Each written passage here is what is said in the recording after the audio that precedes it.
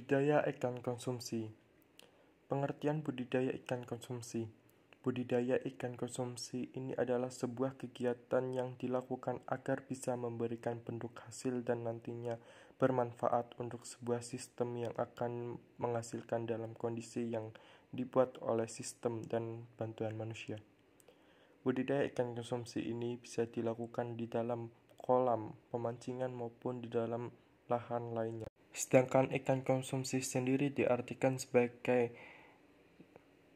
ikan yang sering digunakan sebagai bahan lauk pauk dan sering menjadi pilihan untuk dikonsumsi. Sedangkan jenis dari ikan konsumsi ini bisa dibagi lagi menjadi beberapa bagian, yakni ikan yang berasal dari daerah perairan, di darat maupun ikan yang ada di laut. Jenis pembudidayaan ini bisa dilakukan dengan pembelian bibit maupun penangkapan langsung. Jenis-jenis ikan konsumsi.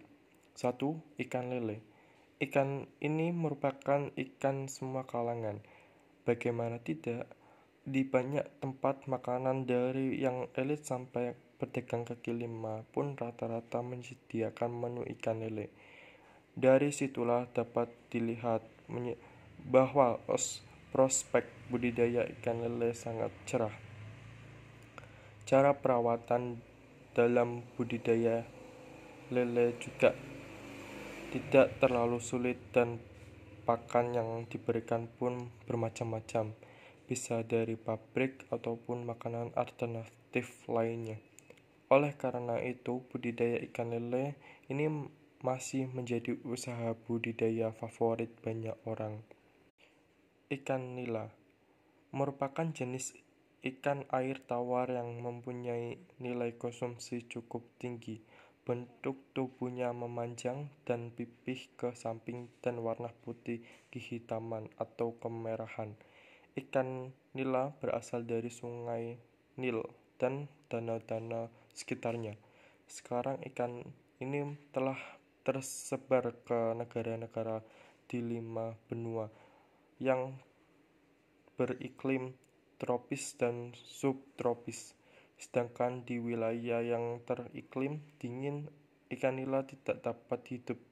Baik, ikan nila disukai oleh berbagai bangsa karena dagingnya enak dan tebal seperti daging ikan kakap merah. 3. Ikan gurami atau Osperonemus gourami. Budidaya ikan gurami memiliki potensi bisnis yang begitu besar. Tingginya permintaan ikan yang satu ini dan pasar yang cenderung stabil menjadikannya sangat berpotensi tinggi untuk dibudidayakan. Ikan gurami banyak dijajakan di resto atau rumah makan sebagai hidangan menjadikan harga ikan ini cukup tinggi. Beberapa jenis gurami yang populer dibudidayakan diantaranya gurami sang, gurami jepun, gurami Paris, dan gurami batu. 4. Ikan bawal atau Colosoma masropomum.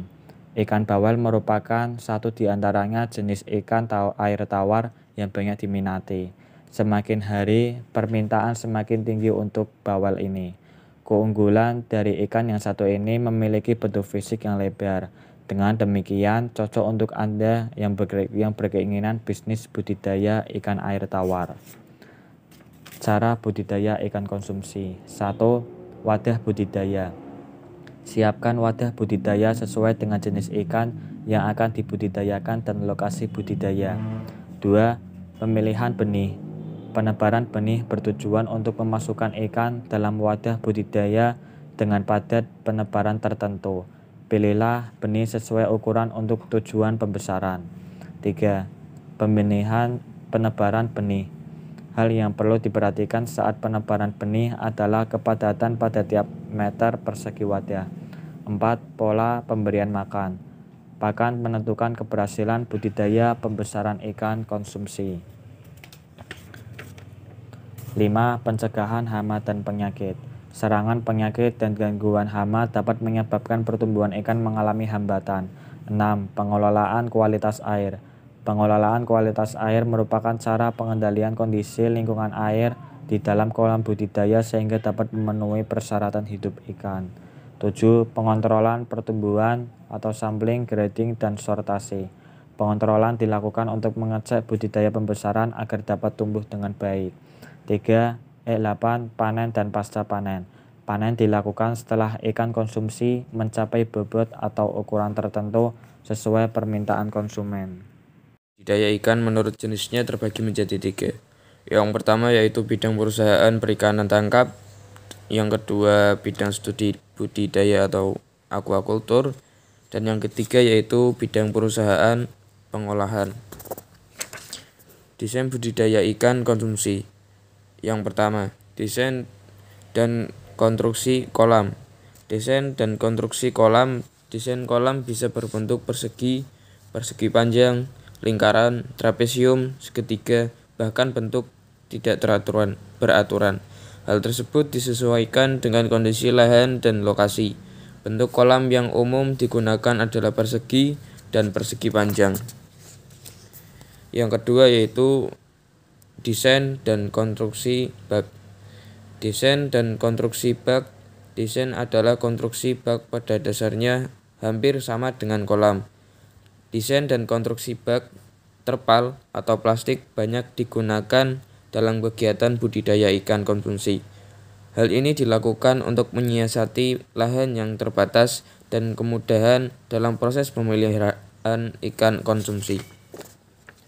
Yang ketiga, desain dan konstruksi jaring apung atau keramba jaring apung. Desain dan konstruksi jaring apung atau keramba jaring apung. Konstruksi wadah jaring apung terdiri dari 2 bagian yaitu kerangka dan kantong jaring.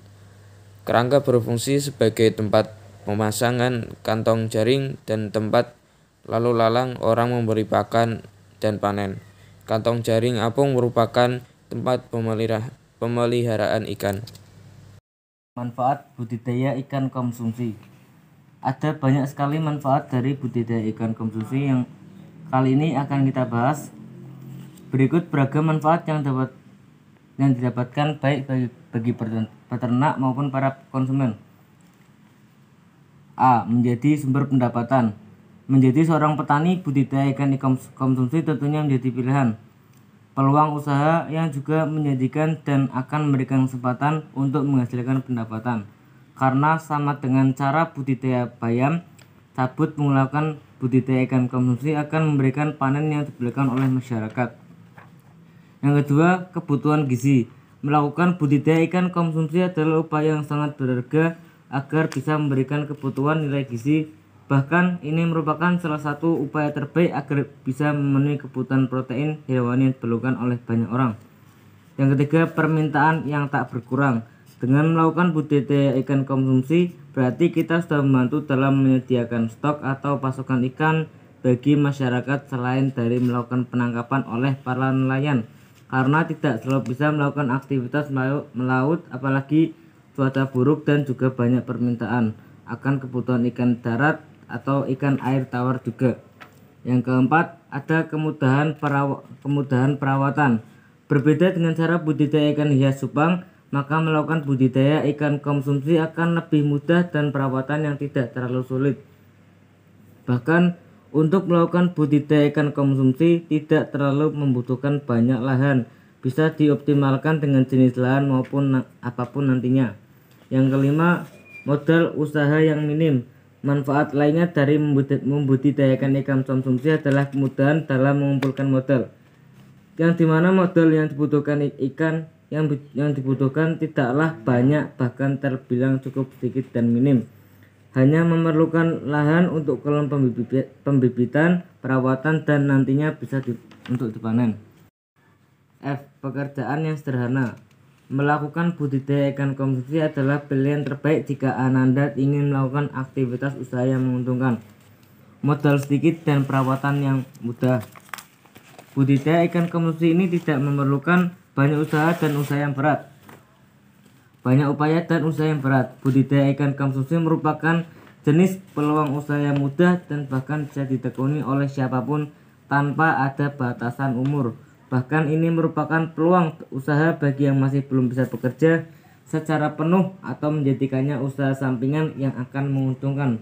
Jadi ini merupakan salah satu jenis usaha menengah ke bawah yang bahkan bisa digeluti oleh para mahasiswa. G. Peralatan yang tidak sulit ditemukan. Manfaat lain bagi sang peternak atau melakukan budidaya ikan konsumsi ini adalah masalah peralatan yang amat mudah ditemukan, bahkan tidak sulit untuk mencarinya. Kamu hanya perlu menyiapkan lahan yang akan disulap atau dirombak menjadi beragam kolam budidaya yang nantinya akan menampung bibit pembudidayaan ikan konsumsi tersebut. H. Mudah untuk memasarkannya. Jenis ikan konsumsi adalah ikan yang akan selalu digunakan untuk makanan sehari-hari. Maka ini akan lebih mudah mencari peluang pemasaran dan konsumen daripada ikan hias. Jenis ikan hias hanya diperuntukkan kepada kalangan tertentu yang memang menyukai ikan hias. Ikan dapat dikonsumsi dan dapat diperlukan banyak kalangan. Hasil panen ikan dibawa ke pasar terdekat, maka kamu sudah bisa mendapatkan konsumen di sana. Jadi tidak lagi perlu sibuk mencari konsumen yang akan membeli hasil dari budidaya ikan konsumsi tersebut. I. Harga jual yang menguntungkan. Harga jual juga merupakan salah satu manfaat bagi pembudidaya melakukan budidaya ikan konsumsi.